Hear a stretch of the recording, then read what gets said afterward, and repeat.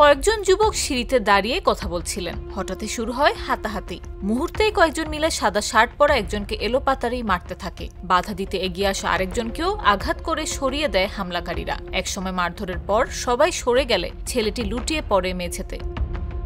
গেল বৃহস্পতিবার বনানীর ৩৬০ সীসা লাউঞ্জে হওয়া রাহাত হোসেন রাব্বি হত্যাকাণ্ডের সিসিটিভি ফুটেজে ধরা পড়ে এমনই দৃশ্য।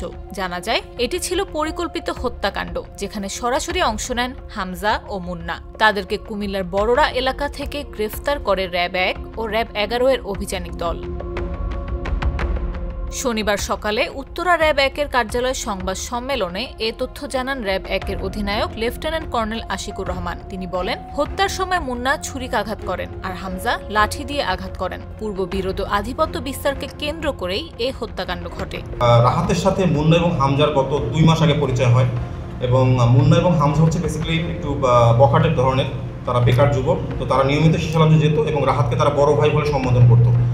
ওইখানে আরেকজন ব্যক্তি, তার নামটা এসেছে সজীব নামে আরেকজন ভাইকে সম্প্রতি তারা বড় ভাই সম্বোধন করা শুরু করে, যার ফলে রাহাতের আবার এটা মেনে নিতে একটু কষ্ট হয় এবং এর ফলে তাদেরকে আবার তাদের সাথে একটা বাকবিতণ্ডা চলে। তো ঘটনার দিন যেটা হয়েছে, তারা সবাই সীসা গ্রহণের জন্য গিয়েছিল, সীসা লাউঞ্জে সীসা গ্রহণের জন্য গিয়েছিল এবং মুন্না এবং হামজার বাসা হচ্ছে মোহাম্মদপুরে। তারা ওখান থেকে এখানে আসতো। তো এরই পরিপ্রেক্ষিতে যখন রাহাতের মুন্না এবং হামজাকে দেখে, তখন সে রাত ১টার দিকে তাদেরকে বের হয়ে যেতে বলে। তো তারা বের হয়ে না গিয়ে অন্য কোথাও আত্মগোপন করেছিল ওই সীসা লাউঞ্জের ভিতরে। এরপরে যখন রাহাত ৪টা বা তারও পরে যখন নেমে আসে সিঁড়িতে, তখন তাদের তর্কাতর্কি এবং ঘটনাটা সংঘটিত হয়। আসামিদের দেওয়া তথ্যের ভিত্তিতে মোহাম্মদপুর থেকে হত্যায় ব্যবহৃত সুইস গিয়ার চাকু উদ্ধার করা হয়েছে বলেও জানান তিনি। মাদকদ্রব্য নিয়ন্ত্রণ অধিদপ্তরের তথ্য অনুযায়ী ঢাকায় ১৯টি সীসা লাউঞ্জ রয়েছে, যার মধ্যে ১৭টি বনানীতে। এসব অবৈধ সীসা বারের সঙ্গে শিগগিরই অভিযান চালানো হবে বলেও জানায় র্যাব। মেইনলি ওখানে একজন হচ্ছে, যদি আপনারা ফুটেজটা চিন্তা করেন, ফুটেজটাতে একজন লাঠি দিয়ে বাড়ি মারে, তার নামটা এখন আমরা জানতে পারি, তাকে আমরা খুঁজতেছি। আর একজন হচ্ছে যে স্ট্যাবিং করে দিয়ে, মানে আপনার চাকু দিয়ে। সো এ হচ্ছে মেইনলি হচ্ছে মুন্না। আর এর সাথে ওখানে হামজাও ছিল। হামজাও তাকে যে পরবর্তী জুতোটা যে ছুঁড়ে মারে প্লাস মারে বাড়ি দেয়। এই নামগুলো আমাদের প্রাথমিক তদন্তে এসেছে এবং এর অজ্ঞাতনামা কয়েকজন আসামিও আছে, প্লাস ইব্রাহিম খলিল এখনও পলায়ন অবস্থায় আছে। তো আমরা তাদেরকে ধরার জন্য অভিযান কার্যক্রম পরিচালনা করছি।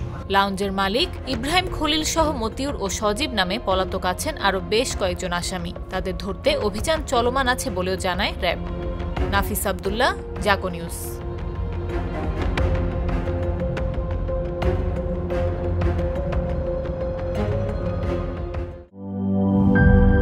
শিয়া বাটার ও ভিটামিন সমৃদ্ধ লিলি বিউটি সোপ, তারুণ্যময় উজ্জ্বল ত্বকের জন্য।